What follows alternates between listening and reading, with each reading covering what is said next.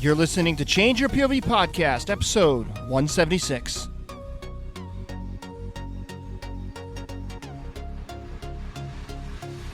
And I don't have all of the answers all the time. And I didn't go to Stanford in a huge fancy school. But you know what? I can tell you what I wish I would have done. And I hope that you'll do it. And it's something where, like, if my students and the people that I mentor and the students that I'm serving, and now, you know, building an organization and working alongside Services School, it's kind of like, I want every veteran after me to be better than me.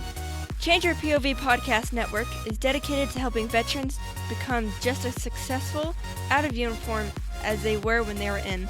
The military sees the value in higher education and demonstrates this by offering free education in the form of a GI Bill, or what's now called the post-9/11 GI Bill. However, unfortunately, not every veteran getting out also sees the same value in higher education. That's where our next guest comes in, Justine Evirs, a proud Navy veteran and a high-energy innovator transforming the veteran community through the development of human-centered programs and policies that empower our nation's veterans to be tomorrow's leaders within different industries across the nation. As a first-generation college graduate, Justine has dedicated the last 6 years to transforming our active duty, military spouse, and veteran community through academic advising and program development. She is currently serving as a Senior Director of Programs at Service to School. Service to School is a 501c3 nonprofit that provides free application counseling to transitioning service members and community college student veterans. Their goal is to empower and assist veterans to earn admission to the best universities across the nation through peer mentorship and camaraderie. Founded and led by veterans committed to transforming our veteran community through the power of higher education. And that's the thing about the veteran community is, I mean, if you were to just put the numbers on paper, it would seem like a huge number. Like, there's a lot of veterans, but at the same time, the community is really tight knit. You know what I mean? And if you don't know somebody, you know somebody that does. You know what I mean? So it's so easy to network, and I think and that's the thing is when I talk to veterans and they tell me that it's so hard to I was like, you don't realize how much easier it is to network as a veteran, because if you ever spent any time wearing the American flag on your shoulder, like, you automatically have something in common with other veterans. And at the very root of it, you start there. Where did you serve? What did you do? Where did you go? And then conversations just, go off from that. It's, because college kids, they have that going for them. Where'd you go to college, and what sorority were you in? What fraternity were you? Like, whatever. I can't relate to that. Even though I'm college educated, I got all my education after the military, and it was all done at night, and, it wasn't the traditional college experience. So, I mean, it's all about, whenever people tell me that they don't have time to do something, I uncover, once you peel back the onion, I discover that it isn't that they don't have time, it's they don't know how to do it. You know what I mean? Has that been your experience too? Yeah, or it's just not top of the priority. They say that it is, but it genuinely is not. It's it's no different than working out. It's like, if it's a priority, you're going to find time for things that you love. And that's funny, because I've always been super into fitness, and actually part-time boot camp instructor. And I, in the last year and a half, have just gotten really, really, really to the next level with my work, and all of that fell to the side. And you beat yourself up for it, but in reality, it's like, it just wasn't my priority. It really wasn't. It just was something that I was I was very dedicated to what I was doing. Unfortunately, I took it too far. And I'm actually just recently, in the last two weeks, actually been trying to find a little bit more balance and not put myself last, where it was fun, it was great, and I did a lot of great things, but in reality, I sacrificed my health. And unfortunately, I won't be able to continue to do the things I do for this community if my health isn't in good shape. So it's now a priority. Yeah. It's something it's like I don't have the time for it, but because it's a priority, I have to make time for it. Absolutely. Yeah, you bring up a good point there, and that's the, it's people that want to give back and want to help and get involved and find it difficult to say no to things, oftentimes the one person that we neglect is ourselves, right? Yeah. Yeah, and I find myself falling into that trap too, and it's funny because whenever I find myself doing something for me, I feel guilty that I'm doing something for me, and I'm like, oh, I could be doing, but then it's like, no, it's like if I gotta make time for me, because if I'm not doing what I want to do, and if I'm not happy with myself, then how effective can I be giving back to somebody else? That's kind of my change in perspective when it comes to that. Mm-hmm. No, I agree 100%. And this is a lesson that I had to learn recently. And with coming on board with Service to School and now taking on such a big project, I started to recognize the signs again. And I was like, whoa, I feel it. I see it. Like, you know what? We're not going to build Rome in a day. Like, I need to prioritize, and I just need to as long as I'm doing something productive every single day, the whole project may not be finished in a day, but if I'm, working towards it being finished, then that's all that matters. That's right. And, so, and it's hard for perfectionists and people when you're so passionate about it.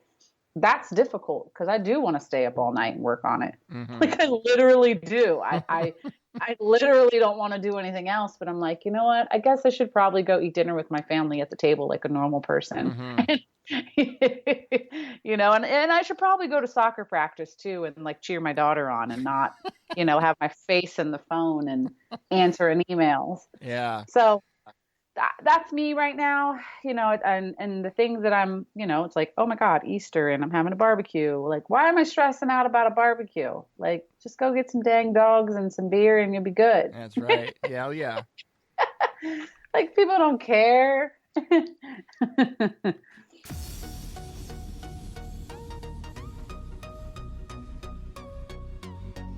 Navy, yeah. Navy veteran. So, one, we don't have a lot of women veterans on the show, so I'm really excited that you're on. And two, we don't have a lot of Navy, so you're kind of killing two birds with one stone here.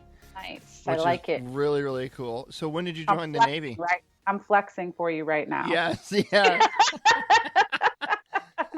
Just imagine these curly cues just flexing like hell yeah. So I joined the Navy at 17, right out of high school. So was signed up in high school, could not leave quick enough. I grew up right outside of DC in the Landover area, home of the Redskins. Mm-hmm. And yes, I'm brainwashed to be a Redskins fan.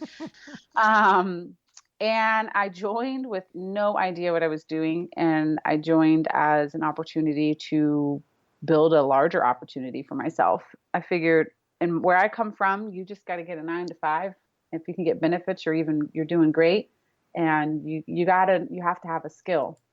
And college just wasn't really like an option for me. So I joined the Navy as an undesignated fireman. I was totally one of those dumb kids that got talked into, hey, just come do this undesignated job. You don't really have a job because you can explore the Navy and do all the great things and see the world. And, little did that, what that means in the Navy is you're the bottom of the ship engineering corps and you're like the grunt of the Navy. It's the absolute worst job possible. So you said undesignated fireman, right? Yeah. Yeah. So, all right. So first I have to ask, does the word fireman actually imply something to do with putting out fires? No, it more or less just equates to like engineering corps, like damage control, machinist mate, like you explore all of the engineering corps jobs. And because you're undesignated, you don't have an actual like MOS or rate. You are just the grunt of everybody else's job. Okay.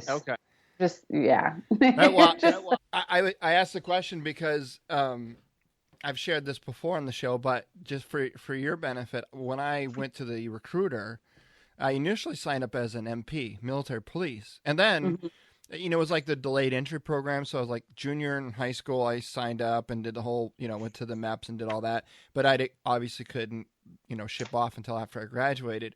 But between when I signed up my junior year and when I shipped out after I graduated, I got into an accident and was charged with leaving the scene of it. It's a long story. Anyway, I got in trouble. And so my recruiter was like, "Oh yeah, you have a record, even though it was when you were a juvenile, like you can't be like an MP anymore." I'm like, "All right." So we went back to the MEP station to kind of figure out what else I wanted to do. And he's like, "Oh, I got this awesome job for you." He goes, "If you can't be an MP, how about a fire support specialist?" And you like, and I'm thinking, "Oh, like a firefighter." And he's like, "Yes." And I'm like, "Oh, okay." So I signed up as a fire support specialist. Well, it turns out that MOS had absolutely nothing to do with putting out fires or being a fireman at all whatsoever. And I didn't realize it until I'm sitting, like, second week of AIT. We're sitting there, like, learning how to read maps and, like, a call for artillery fire and naval gunfire and, like, close air support. And I'm like, dude, I think I'm in the wrong class. Like, what am I doing here? So I went to my drill sergeants, and I'm like, I think I'm in the wrong spot. And they're like, "What do you mean?" I'm like, "I was told I was going to be a fireman." And they're like, "You mean a fire support specialist?" I'm like, "Yeah, that's it." And he goes, "Nope, you're in the right class." And so there goes my career in the Army, completely doing something different than But it turns out, by the time I got done with all my military career, I realized that I gained so much more, and I'm so thankful that I ended up being an actual fire support specialist versus somebody that put out fires. Come to find out, I don't even think they have an MOS in the Army that puts out fires. So the Navy just does all that, I guess. Yeah. So that's why you just said that title. I was like, I wonder if that has anything to do with actually putting out fires. So no, I mean, it can, because everybody actually in the Navy is trained to put out fires on the ship. Yeah, that's kind of an important thing. Yeah, it's a part of your boot camp training. Yeah. So everybody's trained in that. But yeah, it just seems so long ago at this point. But yeah, and you'll hear my story if it comes up, but I actually faced a medical discharge shortly after. So I served 2 years and didn't do much time on a ship because I actually was diagnosed with osteoporosis and had bones of an 80-year-old woman. So no way. Unfortunately, I couldn't even walk on the steel decks without fracturing bones. Yeah. And this is something you didn't know when you went in? No. Holy cow. So that's got to be like you're like, "Oh my God, like what do I do now?" Right? Cuz here you joined the Navy because the college wasn't like the thing for you, which wasn't for me either. And then you're looking forward to this career. I signed up to do 20. Like I had no other plan. Oh yeah, that was me too. And so 2 years into it, they're like, nope, sorry, like, broken bone syndrome just isn't kind of like going to work for us, right? Yeah. Seriously, that's exactly what happened. So what happened now? Well, so then I was like, I guess I'm going to go to college. I got this GI Bill, and I learned every mistake possible the hard way, and that's just really what sparked my career and doing what I do now, and that's why I'm so passionate about it and why I'm doing the job of what I'm doing and why I take on so much, because our system is, it's broken for many reasons. And I just kind of have strived to be exactly who I needed when I was in college. And every job that I've held and every position within higher education, I've just strived to be like, I wish I had this person, so this is why I'm going to do this. Yeah. And so navigating through all that after that, while facing so much medical stuff, I had no idea what I was doing, first generation college student, and no one, we didn't have Veterati, and that's why I'm a huge supporter of Veterati as well. Oh, yeah. We didn't have any of that. And the crazy thing, I was just talking to Diana and I go, we got to, because my organization focuses a lot on mentorship too as well. And I talked to her and I'm like, her and I are talking about co-writing. This isn't recording yet, right? Oh yeah, we've been recording. Oh crap. So we want to, well, here it's cats out of the bag. Well, I was telling her that we need to co-create some sort of piece, an article or something about the value of mentorship, because people keep seeing mentorship all over the place. But I just think back to when I was like 17, 18 years old and when I was 19, 20 transitioning out, like, I don't know that I would have looked at Veterati and said, this is what I need. Or I would have looked at services school and said, this is what I need. I think that I would have just been like, yeah, I need some help. So that's what I'm going to do. But I think the mentorship word is thrown around a lot, and like networking is thrown around a lot. But in reality, like I remember being a kid and not even understanding the value of that. And so I was talking to her, I'm like, let's co-write or co-create something like a video or article, like something.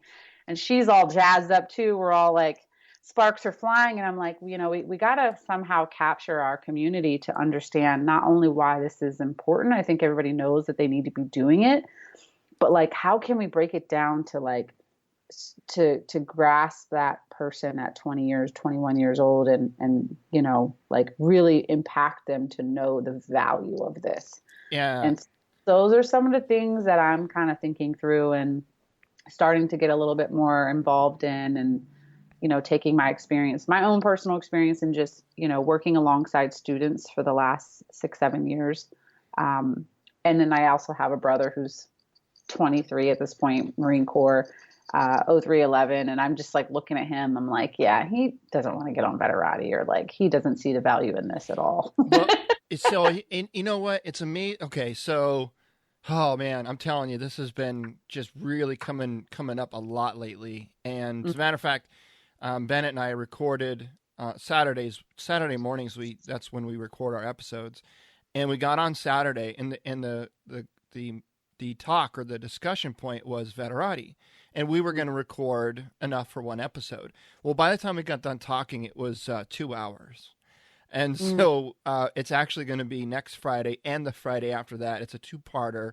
It's going to be, you know, Veterati, the importance of mentorship, basically part 1 and part 2. So I don't want to like I don't want to spoil anything right now with you on this, but I will say this, and that is, you're right. You're absolutely right. In a lot of ways, this word mentorship, or the way that people use the word mentorship, is in a lot of ways very similar to the way people use words like entrepreneur and you know, CEO. Like you create a website, you get a .com of something, and all of a sudden you're the CEO of a company, right?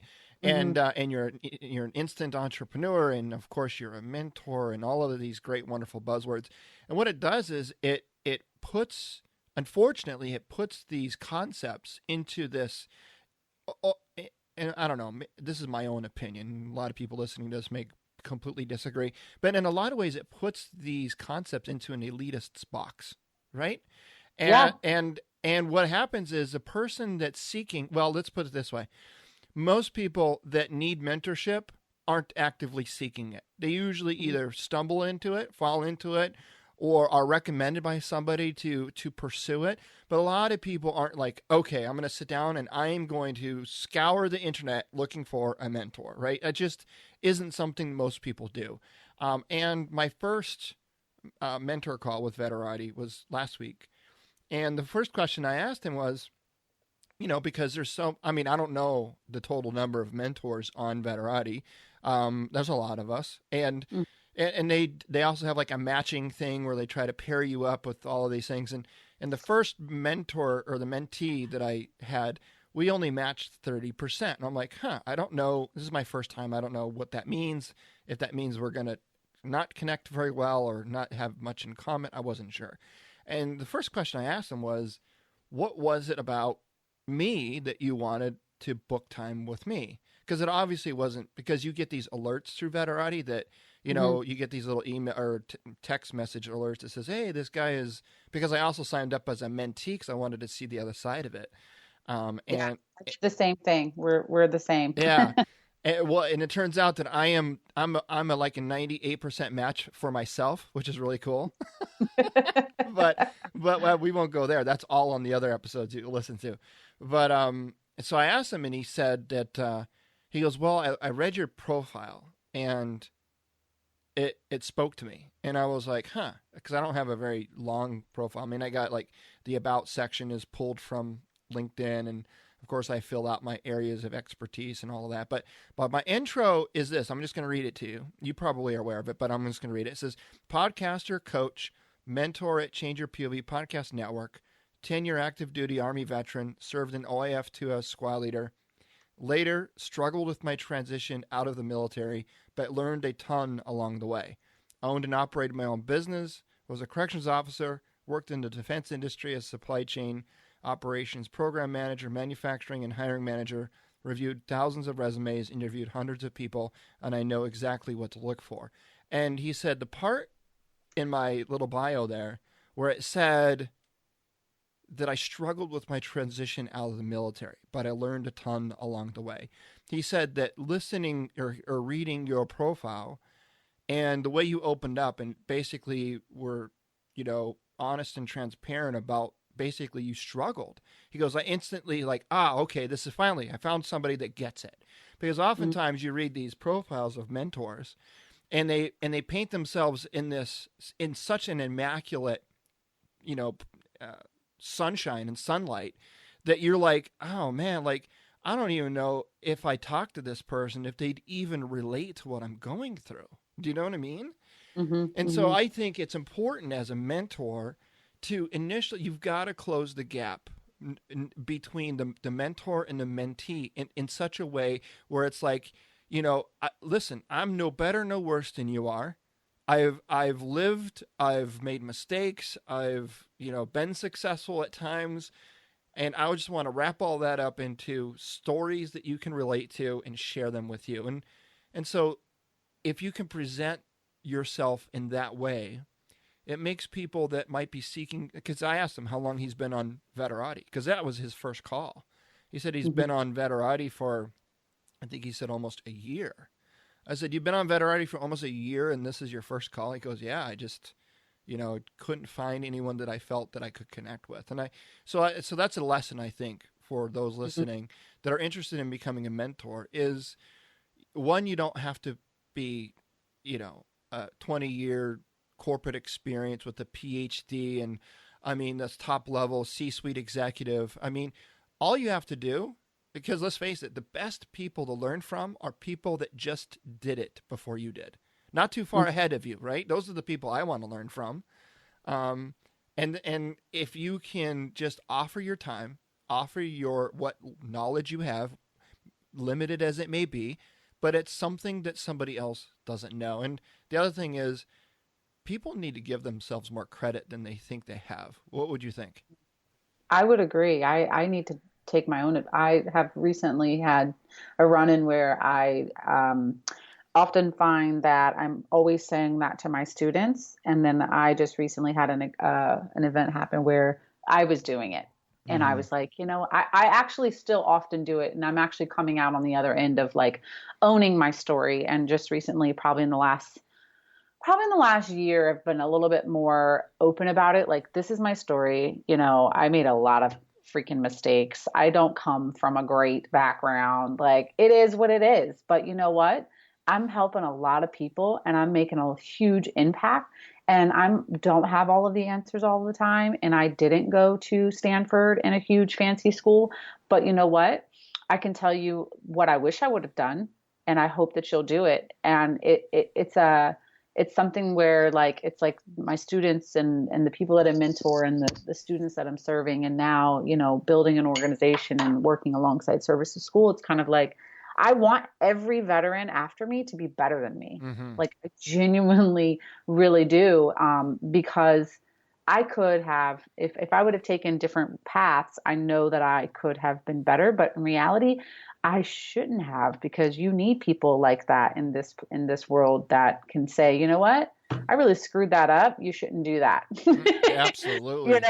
Cheers to you, brother. You should not do that. I learned that way. And I've also learned that I don't give myself enough credit, and I need to, but also I've learned the value of coming from my perspective. So I just recently, the event that I'm talking about is Stanford Ignite program. Are you familiar with this? I've heard of it, yes. Yeah, so I just got accepted into that program. Oh, I go, congratulations. And I'm super excited. But upon applying for that program, I didn't want to apply. I was really interested in it because I have a couple of friends and colleagues in my circle. I live out here, so I have some friends that are alumni of that program, and it's really intriguing to me. But again, I would say, it's kind of Stanford. I'm good. I'm not going to apply to that. But in my head, I'm like, I know I can do it. but I never did it. And a couple of my mentors just kind of looked at me and were like, you're doing it. And I'm like, what am I doing? I said this on another podcast, and they're like, what are you doing? They're like, you're doing exactly what you tell your students not to do. Mm-hmm. Like, you're doing exactly what every other veteran does, as far as in my community, in my experience. Like, you're not giving yourself enough credit, and there's no reason why you shouldn't be at that table like everybody else. And so I applied literally 2 days before the deadline. And in my essays, one of the questions were like, what perspective or what do you think that you'll bring to the class? And I was like, boy, this is going to be tough. Like, I can go all on and say my fancy LinkedIn, bio and the resume part of it. But like, I didn't really want to take that route. I was like, like, I'm going to speak from the heart here.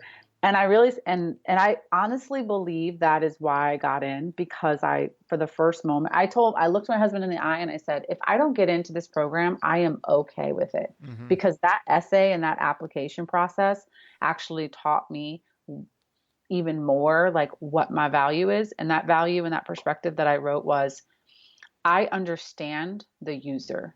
That is my gift because of where I come from and the mistakes I've made along the way and the route that I've taken to get where I am, to be able to work alongside some of the smartest people I've ever met that have gone to these schools and call them friends and build projects with them is like mind blowing to me.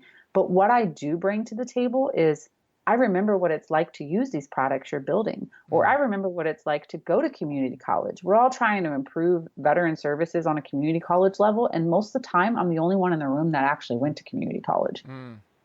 Right. Or let alone I'm the only one that's an actual veteran. Right. Oh, yeah, that's the other thing.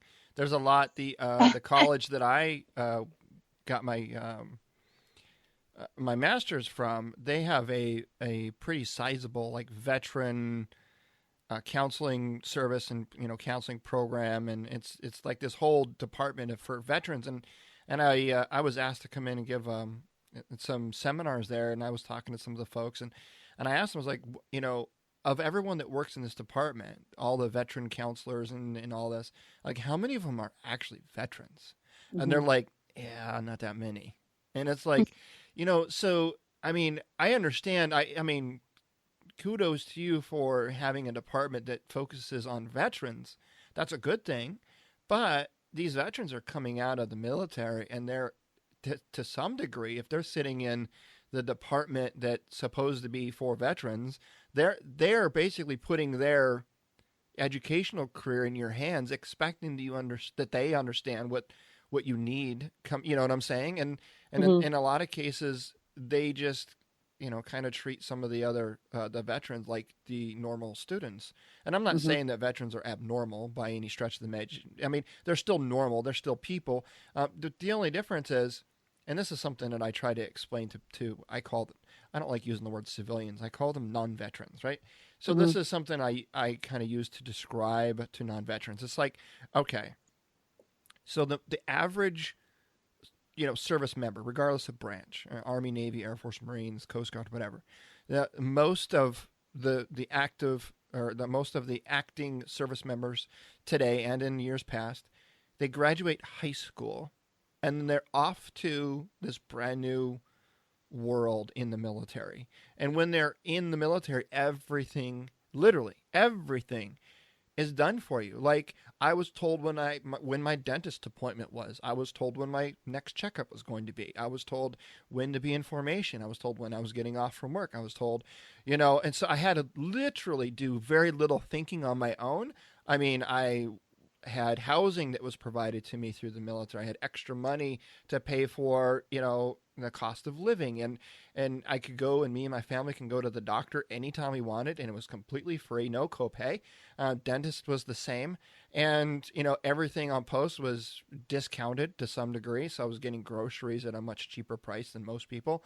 I mean, so it's like all of these things, like all of a sudden I have a problem with some company, outside the gate. I have the Judge Advocate General's office that I can go, and I basically have free military lawyer services at my disposal if I need it. I mean, everything you could possibly imagine that you would ever need is essentially provided for you. I mean, literally, it provided for you. Clothing, you name it, all the way down. And you spend, like in my case, I spent 10 years in the Army. And so I joined the Army when I was, 19, 10 years. That puts it at, call it, 30, 1, 2, whatever it was. I get out. Now I'm a 30-year-old grown-ass man with a wife and 2 kids. And I've never heard the term 401k in my life. Never. Like 401k, I'm like, what's 401k? 30 years old, entering the workforce. I have no idea what a 401k is. I have no idea how to make an actual doctor's appointment with what's an HMO? What's an HMO? It's like these things that are so commonplace to non-civilians.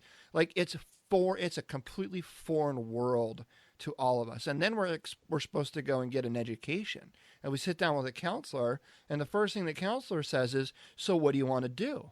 And it's like, well, I just spent the last 10 years blowing shit up. Like, I don't know what I want to do. I can't do that. Do you have a job where I can blow shit up? No, we don't offer that out here in the real world. Okay. So then they sit down and say, well, what's your skill sets? And that's difficult because now all I do is I think back on my skill sets in the military. I'm like, well, obviously I can blow shit up. I was pretty good at that, but that doesn't count because nobody's going to pay me to do that. So I start going back through my Rolodex of things that I'm good at. I'm like, okay, well, I was a good marksman with my weapon, and I was good with, drills out in the field. I was good with, making sure that my guys' rooms were squared away when the first sergeant came in to do inspections. I mean, I'm good at all of these things, and the career counselor is sitting across from me, looking at me like big eyeball roll, like, okay, like none of that matters out here. I'm like, okay, then what does matter out here? And so there's this disconnect because the service member doesn't know what's valuable on the outside. And the person sitting across the table, if they've never been there, they don't know, the skill sets that the veteran has and how to convert those experiences. So you have far more experience than I do in this. I coach students. I don't work for a university or college or anything, but I still coach student veterans essentially, and I help them kind of pick apart and dissect and help them get a grasp on the types of value that they can bring companies and organizations from their military experience. So what's some of the things in your line of work that you see as common, common mistakes that veterans or mistakes or assumptions, I guess I could say, that veterans just kind of come out expecting one thing and they get something totally different? Yeah. It's man, you're touching all the right buttons here with everything you said. I'm like writing a mile a minute over here, so I don't forget what I want to say. Common mistakes is exactly what you just said. I blow shit up. I made sure everybody's room is in order. I'm really good at X, Y, and Z. And it's a language barrier. Mm-hmm. I think it comes down to. I think it's a language barrier and it's a communication problem. I think back to my time at College of San Mateo, and the people that I worked with, I used to have to explain this to my students because it was such a language barrier. Sometimes when you have a language barrier and you have two different cultures, because if friction begins to happen and word spreads, and because our community is so close knit, then tension begins to build. And then once tension, and any leader knows this, once tension begins to build, it can become very dangerous. And then you have an organization where it's us versus them. Yeah. So coming in on a community college level and building a veterans program from scratch, and there was a vet center there. There's a lot of institutions building vet centers, but aren't really building any programming around it as far as veteran services. And so we had a center, and I built the programming around it. And again, I built the foundation to it. But I would notice that they were very upset. And the reason why they would be upset, for example, I would have, I think back to one of my Marine Corps students on terminal leave, literally, and it's like, just so happens the timing of his terminal leave goes hand in hand with like classes start next week. And he's a go-getter. And he's like, I want to start classes next week. And I'm like, all right, like this is totally doable, but you're going to have to grind for it. Like, I'm just going to keep it real with you. You got to do X, Y, Z, A, B, C. This all needs to be done. And he's so motivated. Like, he's like, all right, done. I'm like, sweet, let's do this. And the system isn't really set up for someone who traditional call, and that's why a lot of these online schools do so well, which that's a whole nother topic and a whole nother show that I can talk about. But in a traditional setting, these institutions, a lot of them aren't very flexible to that. Like, I just got out and this is what I need. And so he's showing up the day before classes start and, he's trying to get his stuff done. He's already gotten through A through J and he's just crushing it.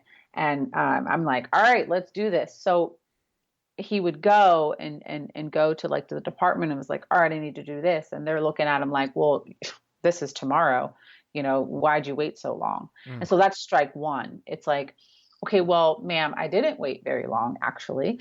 I'm kind of on top of it. It's kind of like, okay, deep breath, and I'm going to power through and I'm going to be respectful. And like, I saw this escalating.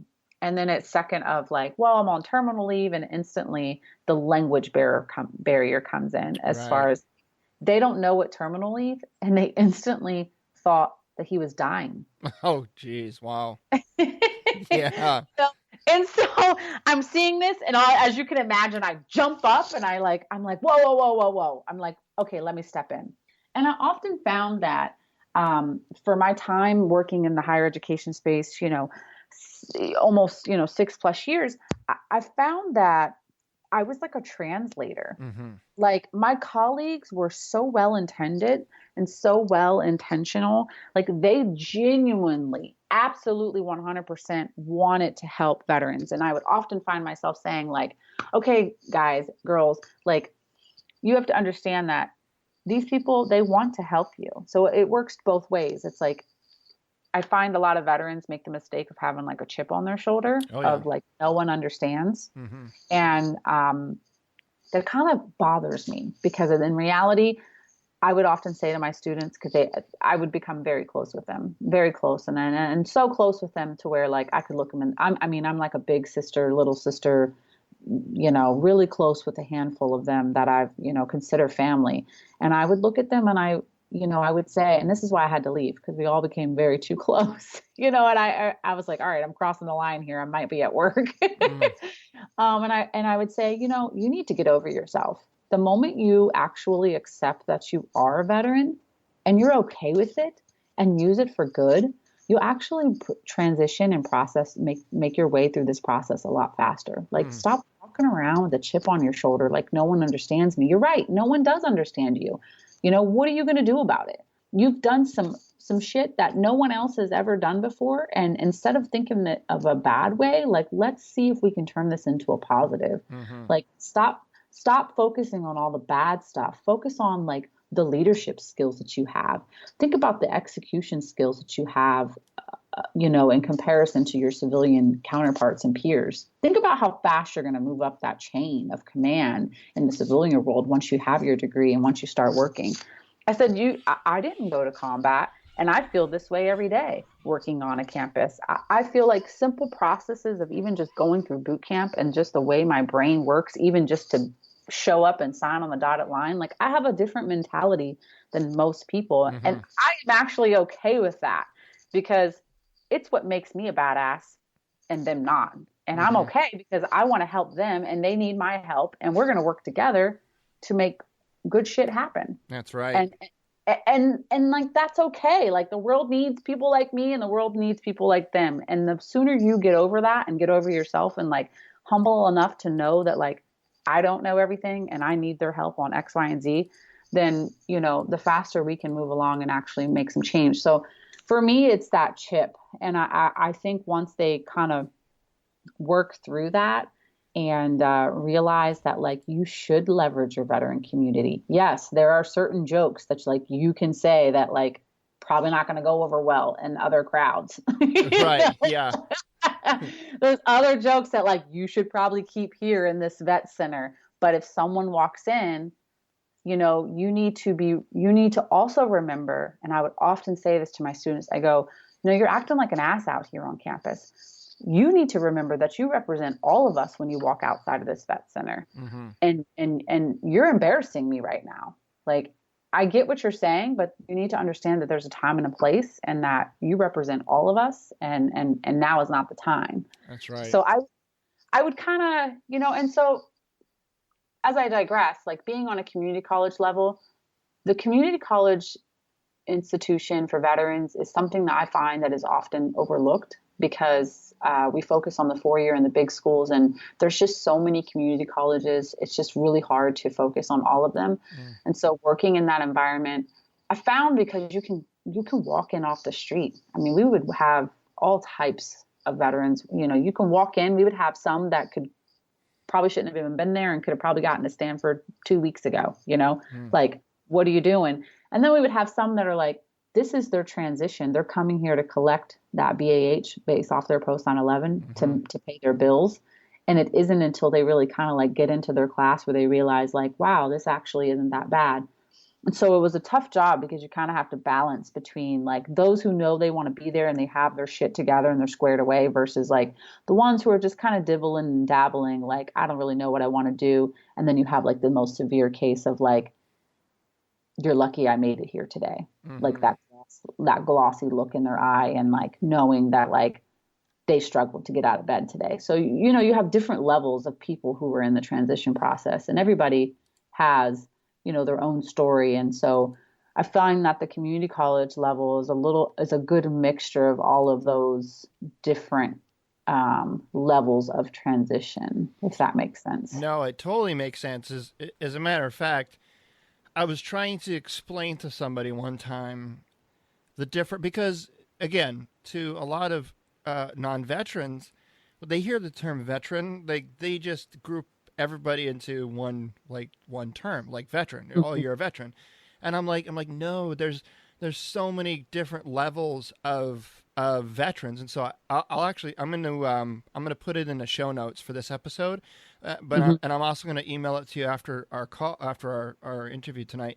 But I created what's called the Veteran Hierarchy of Needs, and it's based off of Maslow's hierarchy of needs, where with Maslow's hierarchy of needs, at the bottom it's basically a pyramid, and at the bottom it's the basic needs that you need to survive. It's shelter, it's food, it's water, it's, you know, and then you move up a little bit into the pyramid and you need, you know, clothing and security and you know, and then you keep working your way up the pyramid, and the very tippy top is essentially self-actualization, right? And so I created this veteran hierarchy of needs, and I broke veterans down into 4 basic groups. There's the functional, which is in my pyramid is kind of sideways. So all the way on the left is functional, and then basic, and then intermediate, and then advanced.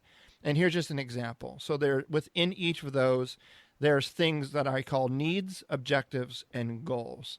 So the functional veteran needs help first and foremost. They're in the tell me, show me stage for everything. The walk me through. I need a step-by-step. They need discipline. They need accountability. They need direction. They need shelter in a lot of cases. Physical, like actual living shelter. They need financial assistance. A lot of them are on food stamps or on some type of financial assistance programs. They need substance abuse treatment, whether it be drug, alcohol, or other related. They need rehabilitation. They need counseling. They need experience living on their own. They need apprenticeships and internships. Those are all the needs, right? And that's not an all-inclusive list, but those are just some of the basic needs for the functional veteran. And then you get into objectives. So the functional objectives would be more job experience, help with resume or CV, help converting military language, certificates of training, better understanding of written and verbal communication. And then the goals are higher education, sustained living, be a contributing member of society, being part of something bigger than yourself and having a better environment. And then as you move over through the basic, intermediate, and advanced, the needs, goals, and objectives change. And I'm not going to read through all of these, but to give you some sense of the diversity of the scale, over on the far right is the advanced. And in the advanced, there is no, I left the needs off, and it starts with objectives. And the objectives of the advanced veteran is to give back. You possess an MBA, you're self-branded, you're involved with philanthropy endeavors, you've got a robust network. Some of the goals are authoring your book, being like a professional speaker or some type of an instructor, attending and running conferences and building online trainings. And again, it's not an all-inclusive list, but it gives you an idea of the broad spectrum that exists within the veteran community. You'll literally have people that are veterans that are making a lot of money, and they are extremely successful, and they're very well educated, and they have a robust network. And then you've got the other side where you've got veterans that are literally trying to figure out where they're going to get their next meal and where they're going to sleep tonight. And so when I explained this and I created this and I started to share it around, people started getting a different perspective of the different types of veterans that exist out there in the world. And it's not a good idea to try to just group all veterans into one category, because we all have different needs. We're all in a different place in our own little journey. Yeah, no, you nail on freaking head, man. You crush it. I love it. We're meant to be. I cannot agree more. I actually would present on this very topic to my colleagues in higher education, and I would explain this, and it's we're mini America. Point blank. It really is. And the way the rank structure is set up and the pay structure is set up and the social classes. And, I joined in as E1 and got out at E3. And I actually just wrote an article on this about, the organization I work for right now, Service to School, which I believe in wholeheartedly, and I'm dedicated my whole career to it right now. It's so amazing what we're doing. But the thing that I always bring back to is like, well, great, we're getting, veterans into, Stanford, MIT, Princeton, et cetera, and Cornell.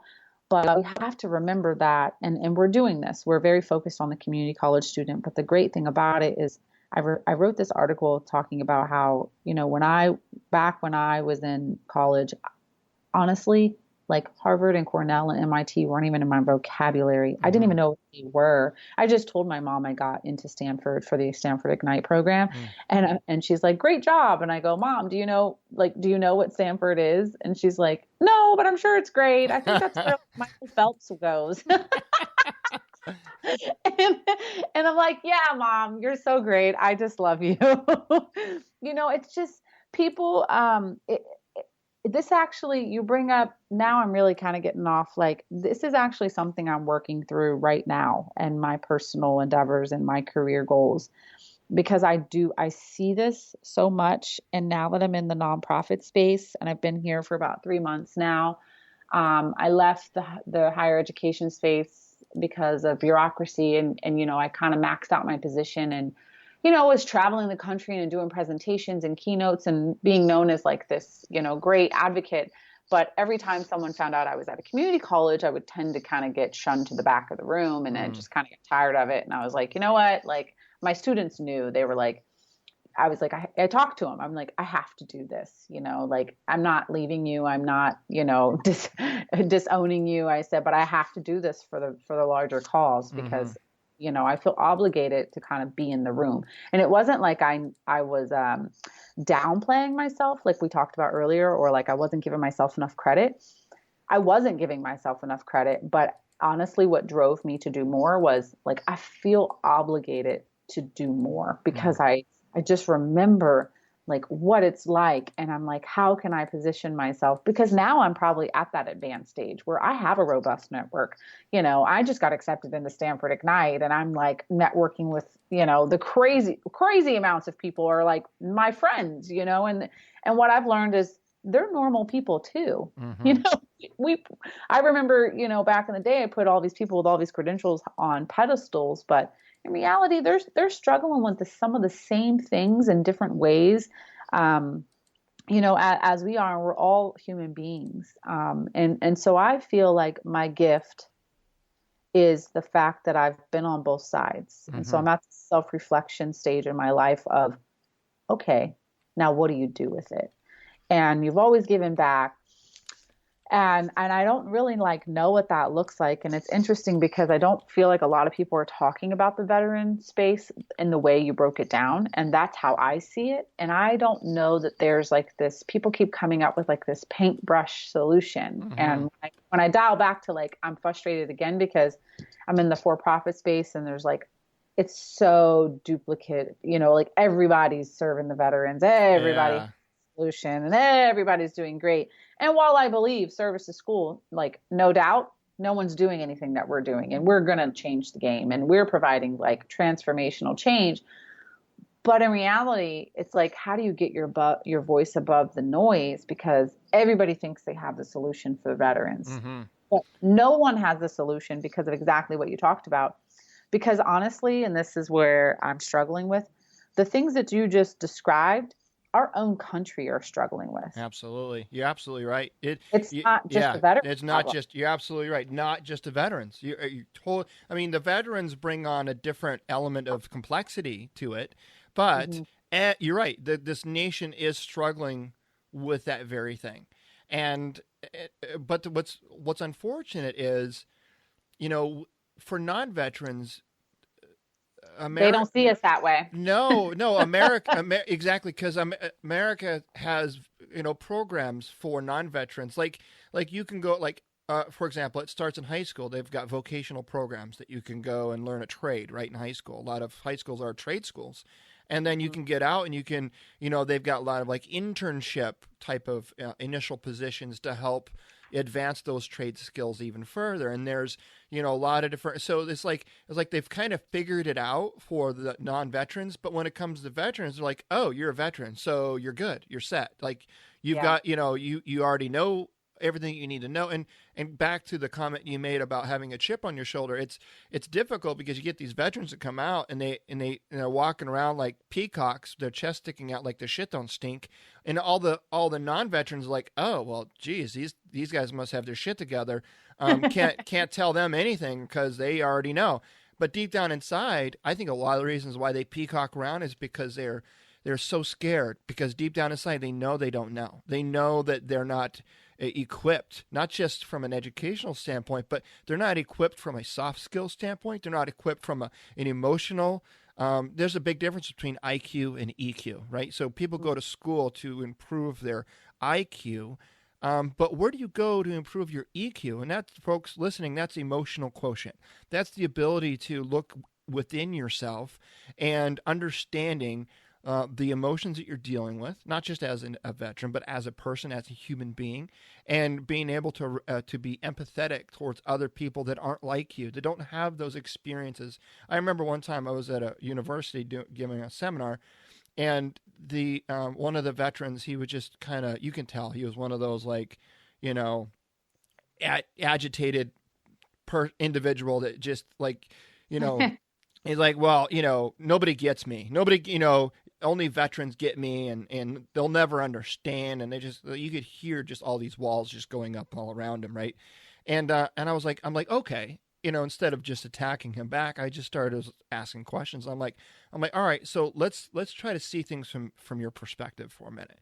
I was like, you honestly, firmly believe that nobody really truly understands you and your experiences unless they are another veteran. He's like, yeah, that's right. And I'm like, how many close friends do you have? He's like, oh, like 5 or 6.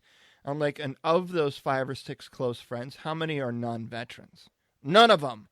I'm like, well, okay, so you're pissed off that nobody understands you, but yet you're not friends with anybody that's not a veteran. You know what I mean? It's like if you only live in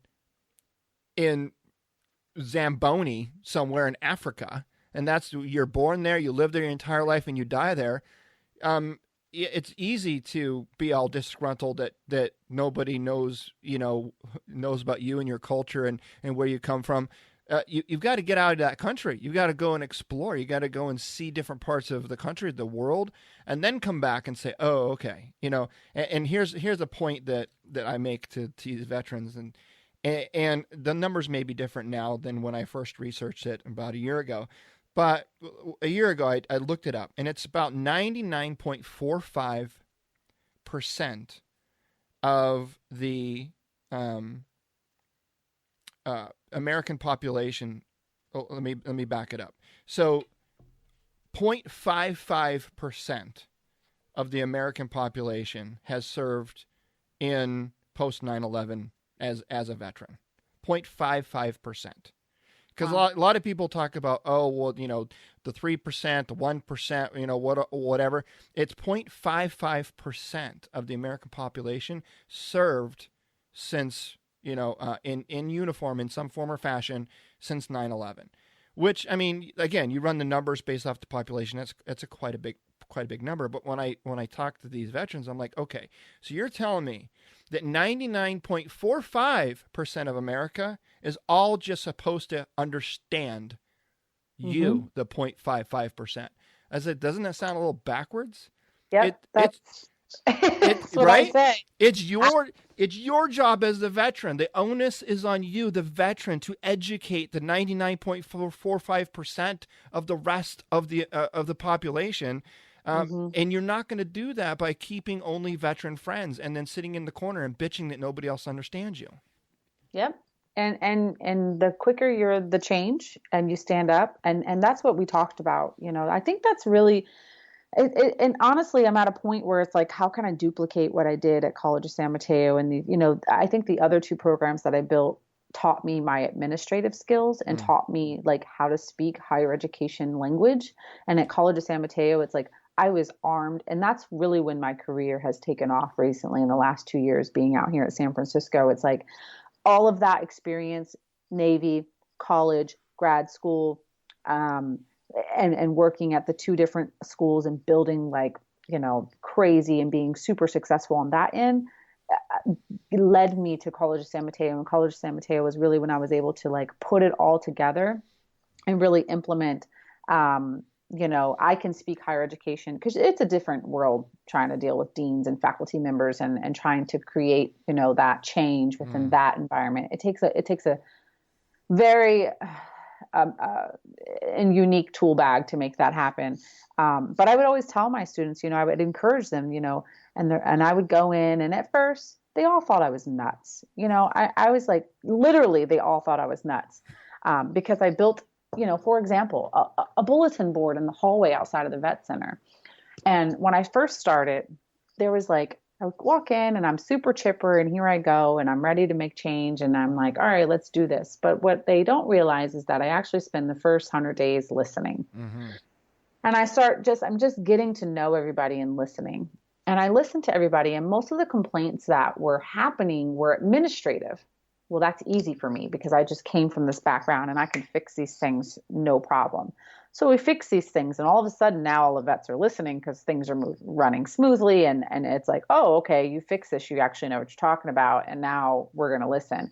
And I was like, all right, guys, now we're going to actually start creating some transformational change because you're right. People don't understand you here on campus. And so I became an SVA chapter advisor, and I worked alongside the chapter, and we worked hand in hand alongside the SVA chapter as a tool. And that's why I'm such a big supporter of SVA, because if you use that organization in your chapter correctly, you can really implement a lot of change that can't really be explained. It's like you're actually influencing people and creating you are actually changing people's point of view. Mm-hmm. You are literally changing. And that is where the change comes. It's not about changing, getting money here and getting money there. That'll all come if you can change people's point of view.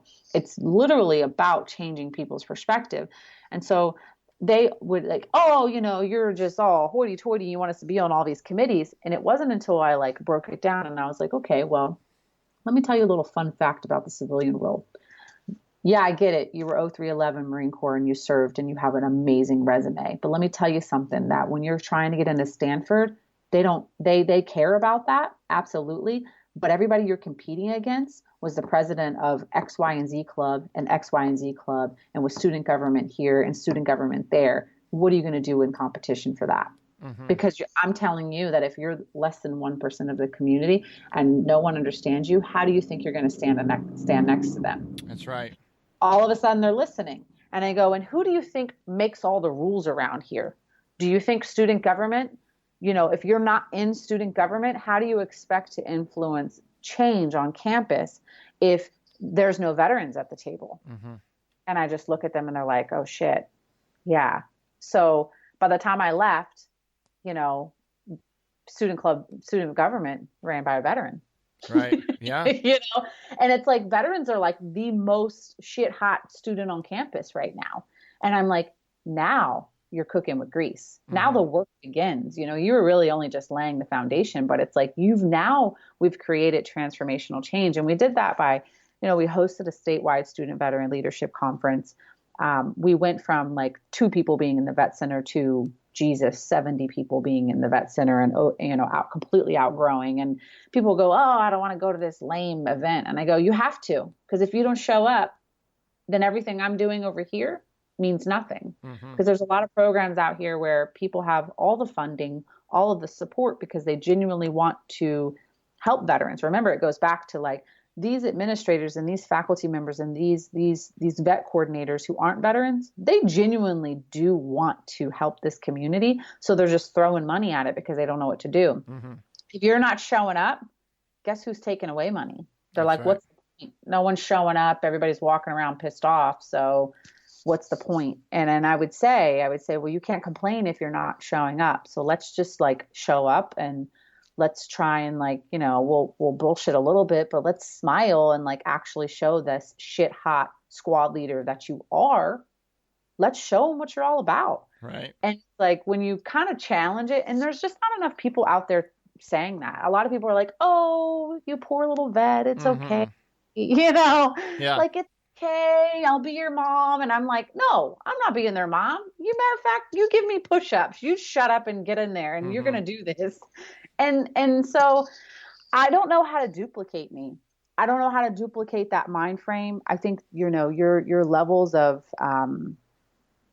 so spot on with the functional, basic, intermediate, advanced. It's so spot on. Like that's kind of where I'm at in my career as far as like, how can we incorporate that more into the transition process? And I know I need to pause, but I just want to bring you back to a moment when you were like, ranting. No.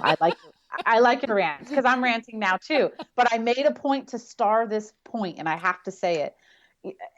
And I don't know if now's the right time, but now I'm ranting. One point that I've learned is that when you take all of that into consideration about the mini America and that this is actually an American problem and not just a veteran problem, and how you said that, well, but in civilian world or non-veteran community, we have solutions, and in the veteran community, we don't have solutions. And then in the beginning, you talked about how I served 10 years and I was a 30-year-old and a grown-ass man and with kids, and I didn't know what a 401k is. I think about those things. And I got to be honest, and this might piss some people off, but I mean, it needs to be said. In reality, like the military is failing our veteran community because of that. Like when I transitioned out, I was told people are going to be begging me for jobs. You talk to a person that's like walking around with their chest puffed up. Maybe their chest is puffed up because they did some badass shit while they're in the military and they're like, yeah, I'm pretty cool. But in reality, like my chest was puffed up too. And I didn't do anything freaking cool. I just painted bollards and picked up trash and did all the grunt work. Like I didn't do anything cool at all, but my chest was pumped up because they told me that. They were like, you served in the military, you're going to be so great. And here's your federal resume and people are going to be dying to hire you. But they didn't tell me why people would be dying to hire me. Exactly. They didn't tell me why. They're like, they didn't tell me that my attention to detail and my leadership or like my ability to actually like follow through a task or be on time or actually like have empathy for the people that I'm leading or the people that I'm serving. And like, no one told me that that's why they would want to hire me. Mm-hmm. They That's only right. told me you're great, so everybody's going to want to hire you. So of course I'm walking around with my chest all puffed up. Mm-hmm. And then, you know, they teach you in the military, and I didn't fall to this because I didn't serve as long, but I noticed this while working in the higher education space. The second point that we're doing for the education side is the military is teaching our active duty service members right now to get a degree as fast as possible.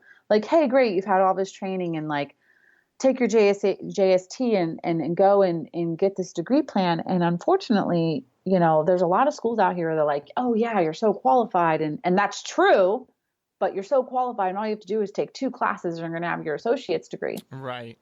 Right. Yep. And so when you come and you get out and you try to apply to a school like Florida State University, and I'm naming these by no means so I know what I'm talking about, Stanford, Cornell, you know, you try to get into these actual like reputable schools so then you can leverage that alumni network as well and actually have like a reputable school on your resume.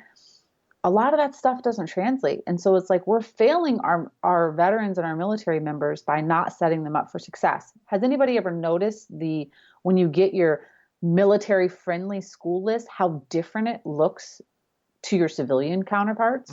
Absolutely. Yep. That's a problem. Mm-hmm. We're not really like setting them up for success to begin with, even while they're in. Right. Like most people don't know what AMU is or Thomas Edison State University. And like, no one knows what that is in the civilian world. So when they see that on the resume, they're like, what the hell is that? Mm-hmm. People know what Ohio State is and Florida State University and Stanford and Cornell and, you know, even San Jose State University. People know what these are, but a lot of these military schools, no one knows what they are. Ashford, and people don't know what that is. Right.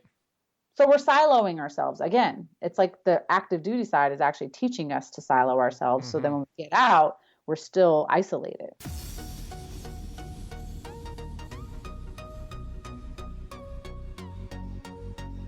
Yeah, there's a lot of work to be done, for sure. And you're right. You know, you asked the question earlier, how do I clone myself and make more of me out there? And I think it starts with educating. I think it really starts with getting your message out there and trying to educate as many people. It's like when I talk to people that are still in, and I'm like, that's where I believe. I'm like, we really need to reach the currently serving force and say, hey, listen, before you get out, here are a lot of things you can do to set yourself up for success. And here are some things that you should really think about and consider so you can be more knowledgeable and educated when you do separate, so you at least know what direction you're headed. And unfortunately, even my guys, I got out in 2005, and there's a lot of my guys that are still in. They're much more handsome now, and they got higher rank. But other than that, they're pretty much the same. And I reach out to them. I'm like, hey, listen, you know, you really need to think about building your LinkedIn profile. You really need to, you know, start networking and writing some articles. And all of them, not some, all of them that I talk to are like, I just don't see the value in it. And I'm like, I know you don't, because you are so protected right now. You put that uniform on every day. It's like putting on a suit of armor. You're protected. But as soon as you get out and you no longer have that suit of armor, you're going to realize that everything that I've been telling you, like, I was like, all right, fine. Here's the deal. Don't do it. And then when you get out, in a month or two after you get out, you're going to be banging down my door. And you're going to be asking for my help, and you're going to be kicking yourself in the ass, and you're going to be wishing that you'd listen to me, and that's fine. I'm here for you. Mm-hmm. You know what I mean? Yep, absolutely, 100%. I do, and that's why I kind of put it back on the military. Mm-hmm. You know, I'm like, why are we waiting until a week before they get out to tell them all this? Mm-hmm. And we're not even telling them everything that they need to know, because, you know, I've been writing 2017. I told myself, writing is my weakness, so I'm going to write more because I want to get better. But two, this is how I will get my voice above the noise and spread my message more. And I've been writing more, and I just published an article. I've been writing more on LinkedIn, and so more to come from me there. I did a little bit last year. Greg Call and Florent Groberg. I got the the amazing honor to spend the day with them. One of the LinkedIn videos they shot was in my vet center last summer. And they actually encouraged me to write more on LinkedIn. And I was like, you guys are crazy. No way. and I started kind of being a little bit more vulnerable on LinkedIn, and kind of taken back to like that Veterati bio you talked about, just kind of like, this is why I do what I do. And I got a really good response. So coming into this year, I was like, you know what, I'm going to take it to the next level and I'm going to do more. And one of the articles I'm writing on right now is directly related to that, is kind of like this gap of like culture. So we have our like veteran culture, and then we have our active duty culture. And when in reality, the two should be working together. So I told you I'm a spouse. And so my, I work tremendously in this veteran community. But mind you, up until getting into San Francisco, where I told you that College of San Mateo, everything clicked for me, because up until that, I was always stationed at a base. Right. So I had never really like left my tribe. I was still kind of around that language all the time and living that life. And it wasn't until I got out here 2 years ago in San Francisco where everything made sense. And I saw, holy shit, this huge gap of service, like, wow. And so I often find, and my husband's, he's really great. I mean, he's just amazing with like, he came to my conference that I hosted, and he like came home and like built a LinkedIn profile. He's just like, yeah, he's amazing. And he's so smart. He's smart enough to where like he picks up on it, but he's been exposed to it because I work in this, and it's like, it's funny because we'll hang out with some of our friends that will come into town, or we'll go back, and actually we're in the process of negotiating orders now, and he's not going to retire. We're going to do one more, and we'll see where we end up. And I'm, talking to all my girlfriends and his friends, and they're like, what? LinkedIn has a veterans program? Yeah. Like, what? Like, what do you mean? You're like, and like, I talk about like service to school and bunker labs and break line education and LinkedIn's program, and, just like all these super solid programs, and they have no idea. They don't even realize that companies have veteran employment programs. Like, they know nothing, like nothing. And it probably blows their mind that like, I'm on a podcast and I share it, and they're like, what the hell? Like, like who are you? And like, they don't even know what the SVA is. They don't even know, and one of my best friends, she married, and she hears this, she's going to know who she is. She married my husband's best friend, and she's a Navy veteran as well. And then my best friend, my other girlfriend, both Navy veterans. And one I was in the Navy with, and the other married my husband's best friend. So the three of us, I'm like immersed in this field, and both of them are business owners. And I go, why are you not leveraging your veteran network? Yeah, no kidding. And one of them came to VetCon, which is the Veteran Entrepreneurship Conference. Did you hear about that? Oh, yeah. Oh, yeah. I was a lot of my guys, I call them my guys, a lot of my buddies that, in my network were there. Ryan Hunt from Mountain Up, and Eric Mitchell from Lifeflip Media. And yeah, I got to meet him. He's awesome. Okay. Yeah. Yep. Yeah. That's cool. Him and I got to meet, and it's so cool to like finally, like, I felt like my LinkedIn world came to life at that event because we're all very like-minded. And so I brought my girlfriend with me, and I said, you know what, just come, just come with me. And, that's my space. I knew so many people there, and I go, I'm just like dragging her along, and I'm like, and she left, and she's just like blind, mind is blown. And I go, yeah, this is real shit right here. Like, you are missing out on all this. And she's like, I had no idea. Like, none. And I'm like, yeah. And everybody instantly wants to help you. And so I just don't know how to like bridge that gap. Like, I talk about a lot in my work that I do, and not that I haven't even talked about any of the work I do on this show so far, but well, let me ask you this. I'm really ranting. Would you be willing to come back on at some point down the road and do another show? Yes. Okay. Because I actually haven't talked about education at all. Yes, because we have to get back on and do this again. Unfortunately, I have to wrap it up because I have a Veterati call in 1 minute. Oh my gosh. No, yeah, we have to go. Absolutely. And where can people find you really quick? LinkedIn, Justine Evirs. Please find me, message me. I'm happy to help in any form. Education, entrepreneurship, transition, you name it. If I don't know the answer, I know someone that does. Absolutely. Find me there. Awesome. Thank you so much, Justine, for your time, your information, and I'm holding you to it coming back on the show. I'm down. Let's do it. All right. Let's schedule it tonight. Very cool. We'll do it. Thank you. Right. Thank you. All right. Bye-bye. Bye. Well, there you have it, folks. I hope you enjoyed this episode as much as I did. Action-packed. Justine is awesome. Glad that she was able to come on the show, and I look forward to having her on future episodes of Change Your POV podcast. You can find all the show notes for everything we talked about by heading over to the show notes page at changeyourpov.com/episode 176.